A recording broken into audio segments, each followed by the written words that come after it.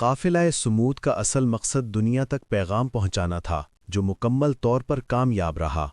ساتھ ہی امدادی سامان پہنچانا بھی مقصد تھا، لیکن اپنی منزل تک نہ پہنچنے کے باوجود اس سے اہل غزہ کو بہت فائدہ ہوا۔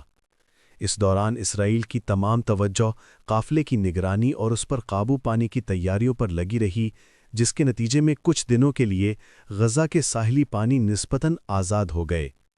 پہلے سمندر میں جانے والے ہر مچھیرے کو خطرے کا سامنا ہوتا تھا، لیکن اب یہ موقع مقامی مچھیروں کے لیے غیر متوقع نعمت ثابت ہوا۔ وہ سمندر کی طرف نکلے اور بڑی مقدار میں مچھلیاں لے کر آنے لگے۔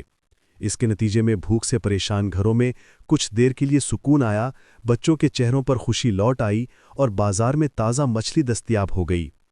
یہ اگرچہ ایک عارضی وقفہ تھا، لیکن اس نے دنیا کو یہ دکھا دیا کہ اگر محاصرہ ختم ہو جائے تو اہل غزہ اپنی روزی روٹی خود کما سکتے ہیں اور مشکلات کی زنجیریں توڑ سکتے ہیں۔ قافلہ آیا، چاہے اپنی منزل تک نہ بھی پہنچا ہو، مگر اس نے غزہ کے ساحل کو زندگی بخش دی۔